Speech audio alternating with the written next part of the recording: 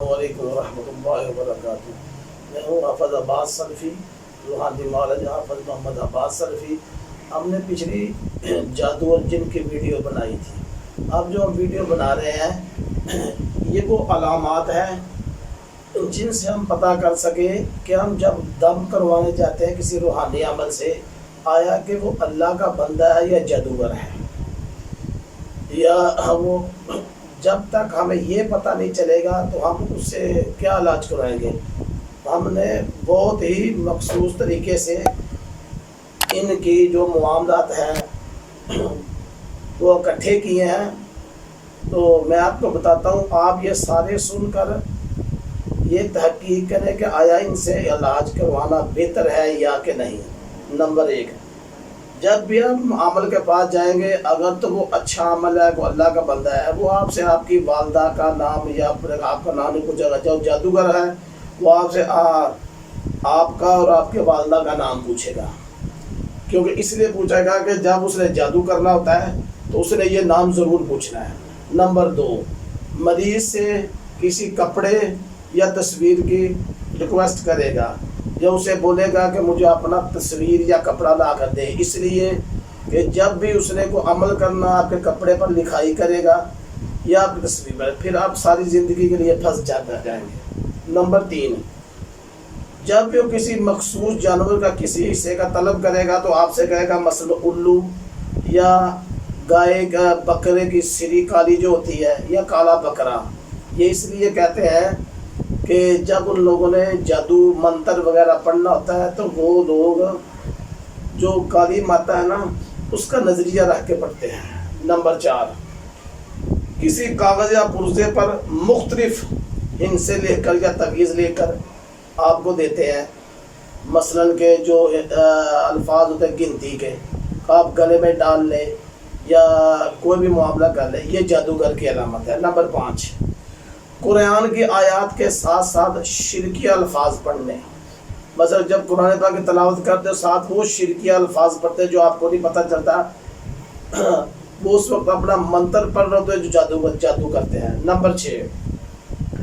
وہ آپ کو بتائیں گے تنہائی میں بیٹھ کر غیر شرعی عمل، مگر ایسے کہیں کہ آپ نے چرستے میں پڑھنا ہے اپنے کپڑے اتار کر، یا کمرے میں کسی چیز میں آپ نے یہ ایسی چیز جس کی بدبو پاس رکھ کر آپ نے پڑھنا ہے کہ آپ کا عمل بہت جلدی قابل قبول ہوگا۔ نمبر 7، عمل یہ آپ کو کرے گا، آپ نے جب بھی پانی کا استعمال کرنا ہے بہت کم کرنا ہے، غسل جنابت کے وقت یا اپنے پیشاب پخانہ کرنا، پانی کا بہت زیادہ کم استعمال کرنا، اس لیے کہے گا آپ کا کام بہت جلدی ہوگا۔ یہ بھی جادوگر کی علامت ہے۔ نمبر 8، کوئی خاص تعویذ آپ کو دے گا کہ وزن کے نیچے، زیادہ وزن کے نیچے دبا کر رکھنا، یہ اللہ کے بندے یا روحانی عمل کا معاملہ ہے، یہ بھی جادوگر کی علامت ہے۔ نمبر 9، غیب کے علمی کے دعوے کرنا، مثلا تمہاری مستقبل کی باتیں کرنا، تمہاری شادی ہوگی ایسے ہو جائے گا، تم سفر کرو گے تو ایسے ہو جائے گا، یہ معاملات آپ کو بتائے گا، یہ بھی جادوگر کی علامت ہے۔ نمبر 10، کسی خاص وقت کسی غیر شرعی کام کا کہنا، مثلا جب نماز کا وقت ہوگا آپ کو بولے گا آپ نے نماز نہیں پڑھنی، آپ نے یہ کام کرنا ہے، آپ نے وضو نہیں کرنا، بغیر وضو کے یہ پڑھنا ہے، یہ بھی جادوگر کی علامت ہے۔ نمبر 11، خوشبو کا استعمال سے منع کرے گا، اگر خوشبو تو آپ صلی اللہ علیہ وسلم کی سنت ہے، خوشبو کے اس لیے منع کرے گا، خوشبو سے جنات پاس نہیں آتے، جب آپ کو گندی کوئی چیز رکھیں گے وہ جنات پاس آئیں گے۔ نمبر 12، طلوع آفتاب یا غروب آفتاب، مگر زوال کے وقت آپ کو وہ پڑھائی ایسی بتائے گا کہ جب زوال کا ٹائم شروع آپ نے